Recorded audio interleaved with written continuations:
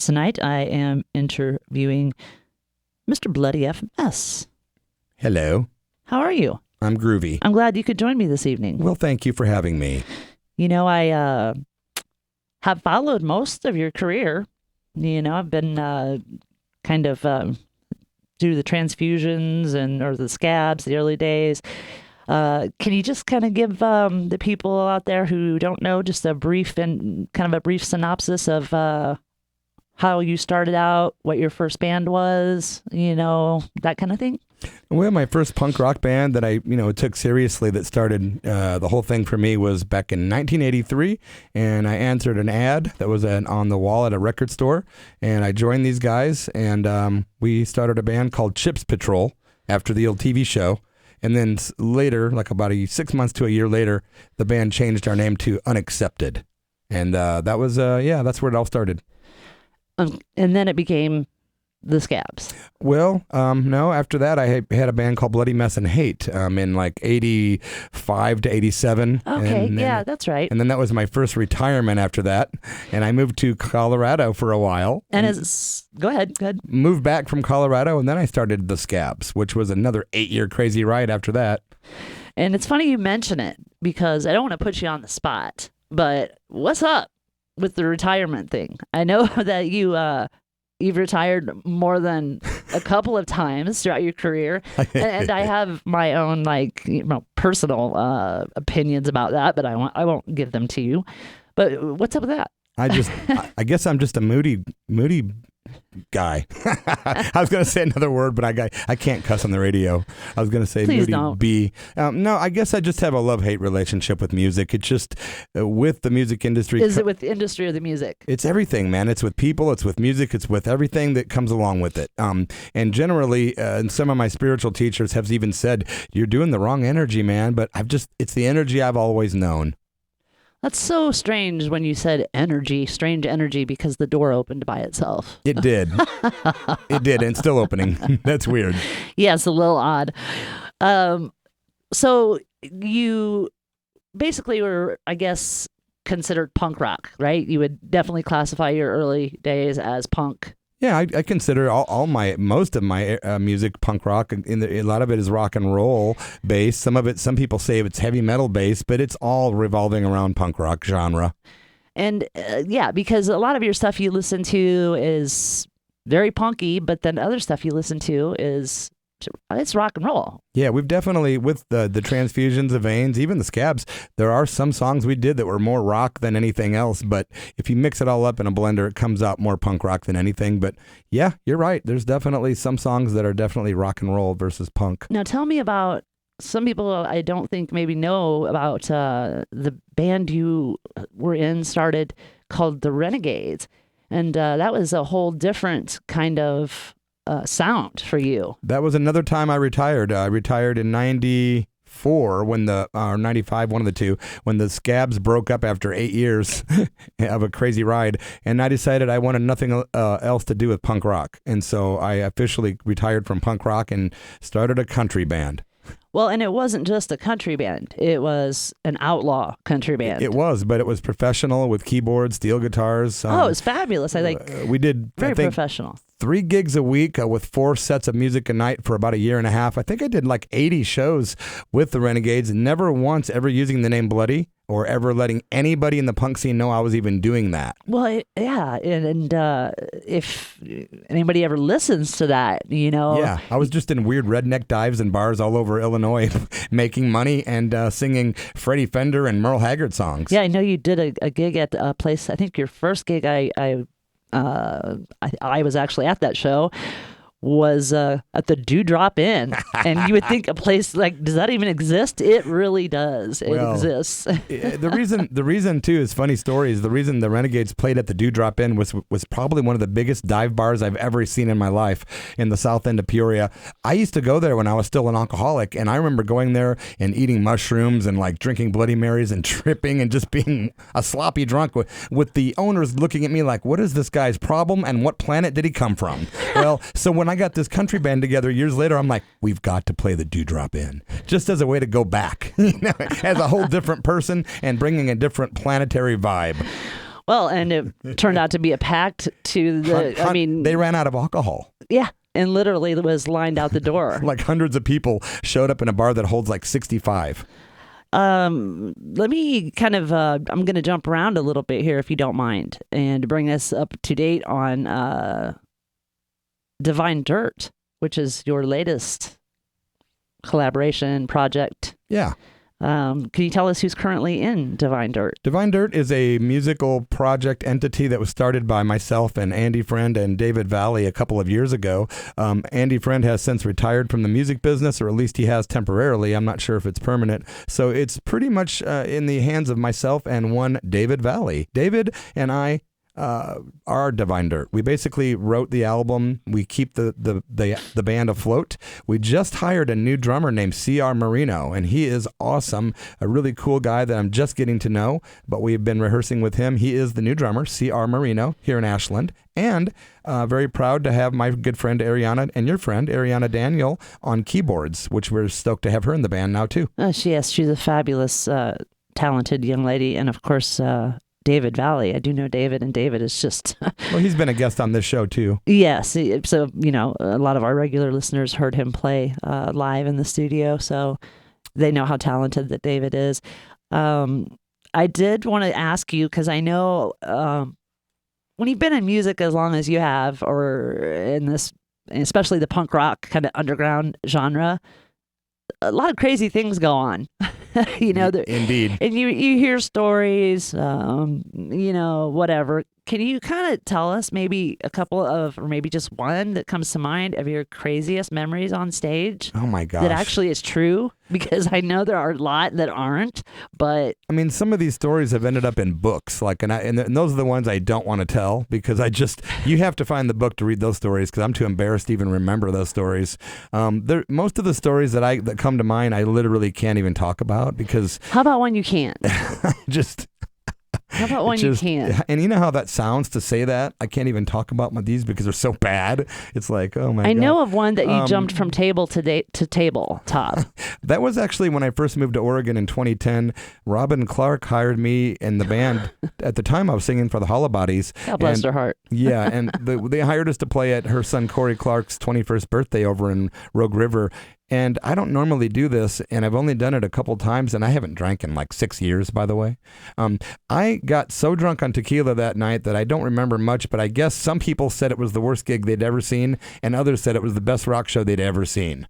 So, depending on who you ask, it was insane. One man's something is another man's something else. So I do remember one show in particular at the Great Barrier Reef in Bellevue, Illinois, back in like 1997 or 8, and I remember Beautiful Bert and his band, the Crotch Crickets, and I think 1096 and my band, The Veins, all did a gig together, and we had a huge bag of maybe a quarter pound of mushrooms, and I remember somebody gifted that to me, so I walked around giving handfuls of mushrooms to everyone in every band.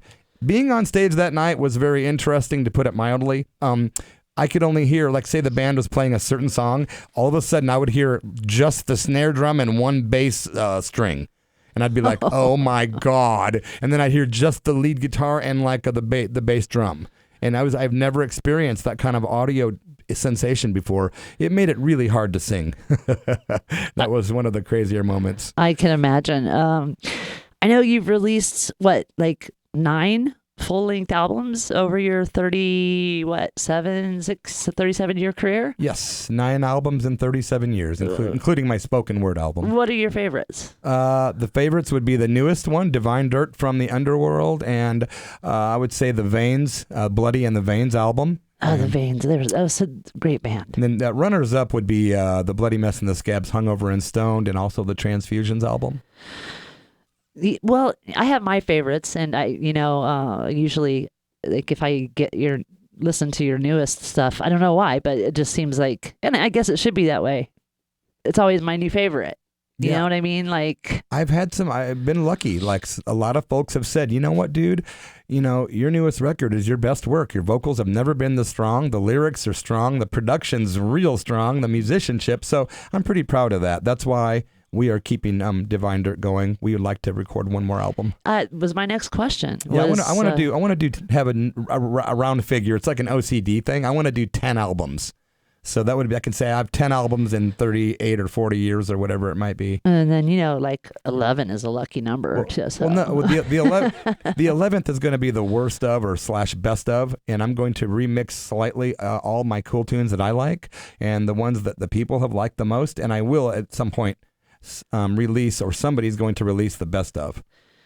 Like I said, you've kind of run the gamut as far as, punk rock. You were successful at the outlaw country thing. The Renegades was a very popular band.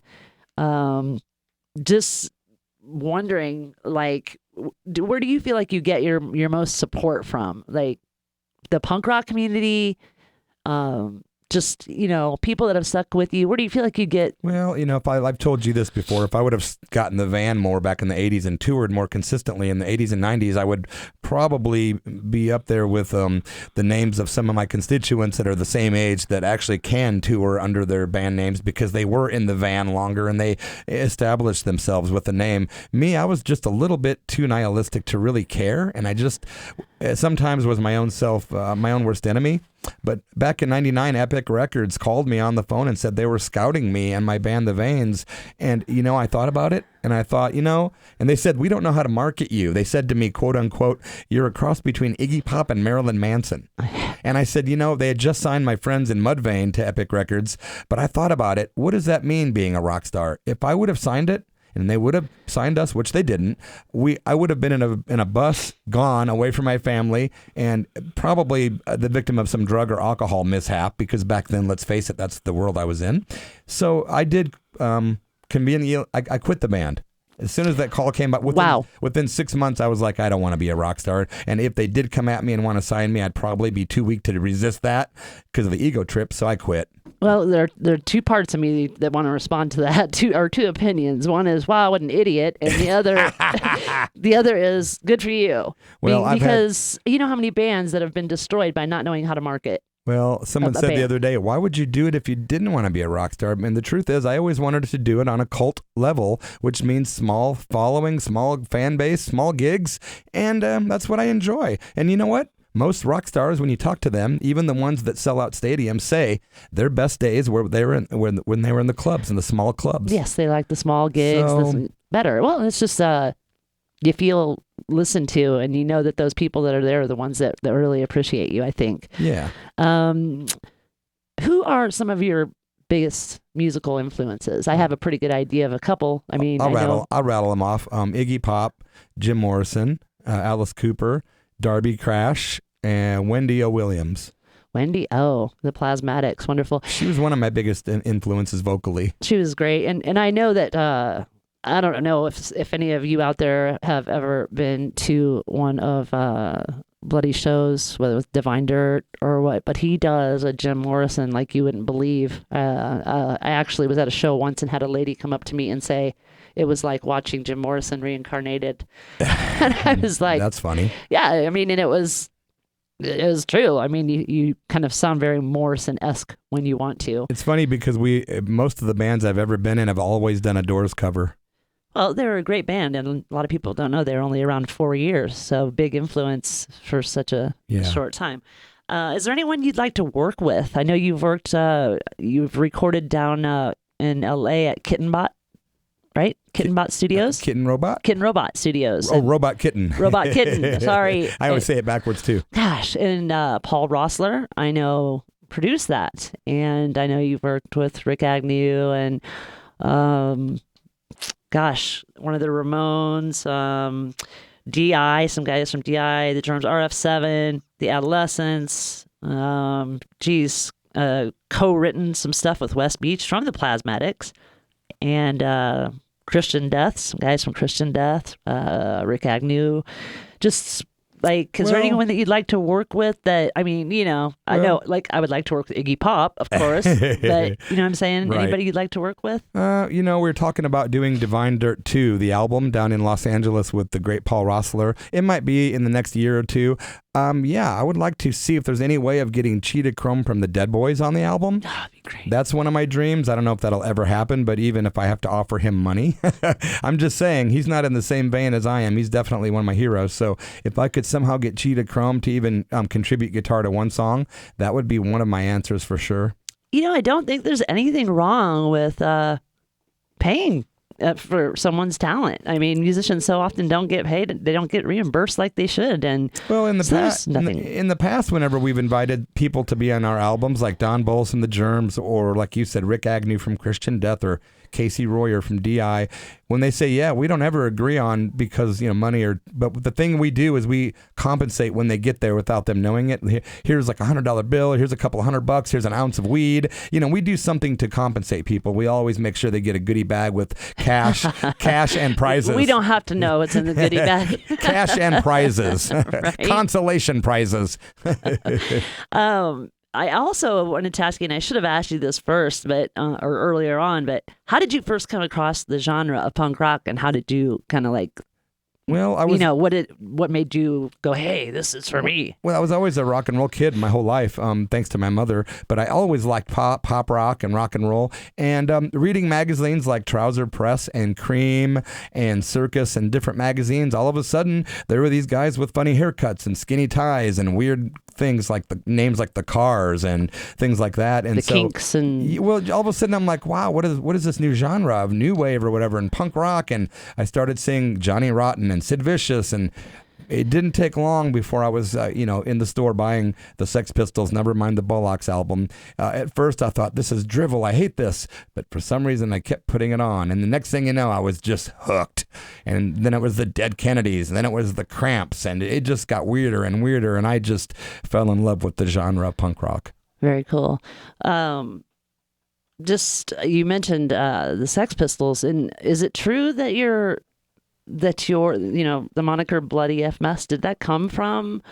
Where did that come from exactly? It did. We were listening to Bodies, the song by the Pistols on the Nevermind the Bollocks album, and there's a line in there that goes, effing bloody mess. And we were kidding about punk rock names like Sid Vicious and Darby Crash, and I was just starting my career singing, and my buddy goes, you got to be effing bloody mess. I'm like, haha, but no one can be, the F word can't be my name. So we turned it around and made it Bloody Effing Mess, and then as a joke, shortened it to Bloody FMS to make it look like a real name, and it's stuck for 37 years. I was going to say, did you think it would really become? No. Because there are that's what everyone called you. That's what everyone, And then years ago, Facebook sent me a letter saying, hey, we want your ID to get your real name and all that stuff. And I said, no. My name is Buddy FMS. I was making a mockery of it all these years. And they're like, okay. So I changed it to Buddy FMS on Facebook right about the same time that I discovered a different belief system in cosmic consciousness. And a lot of people were like, oh, he found God and changed his name to Buddy. He's not bloody any longer. I'm like, no, man. Isn't it funny how people make assumptions and think they just, they know? Yeah, that's so funny. We are kind of getting close to the end of the interview here. I just kind of want to ask you what you have coming up, when you'll be performing maybe in Southern Oregon again. Well, the thing is, Devine Dirt, first of all, thanks for doing the interview. Yeah. Second of all, thanks to Brother Rick in Kenosha for running the YouTube channel. And also, we are actually preparing to perform for my 54th birthday celebration coming up in the middle of March. We'll be performing on a TV show in San Francisco called Planet Glee, featuring the host Jennifer Glee. Hey, Jennifer. And so we are rehearsing for that, and we're going to be doing 5 songs on there, and I believe you might be doing some vocals. I may indeed. What about a touring? Do you think you'll have a tour again? I don't think so. I think we might do some gigs here and there on the West Coast, but I doubt if you'll get me to do a tour again. So maybe a West Coast tour, we can say. Possibly, yeah. Possibly. Maybe. Okay. Probably California and Oregon and maybe Seattle. Well, you never know. You might decide that you want to play a few more gigs than that, but we can all hope, right? Doubtful. Well, Bloody, I thank you so much for doing this interview. I have so many other questions I would like to ask. I have hopes that someday there will be a book out, just of whatever, even if it's a collection of stories. Well, to whatever, change the names to protect the guilty, all that good stuff.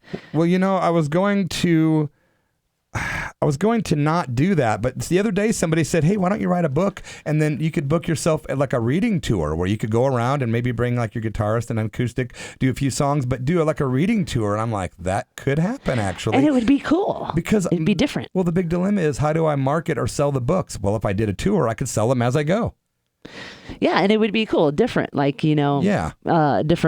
different crowd to reach, perhaps, people totally. that actually open books. Yeah. What, you people still read out there? What is a book, by the way? How do you open this thing? Right.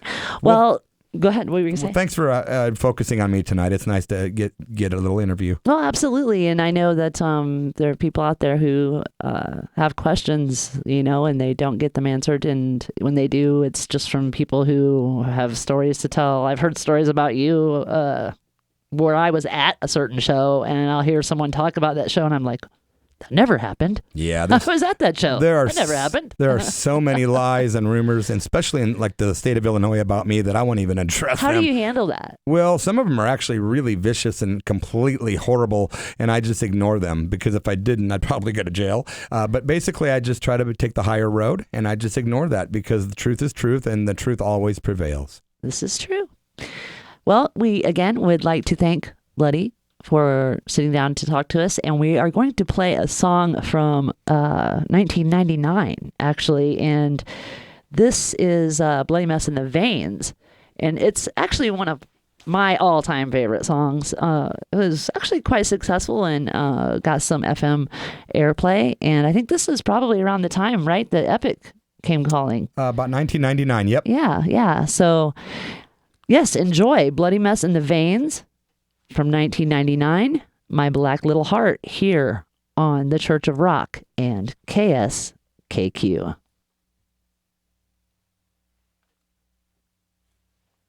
Thank you for listening.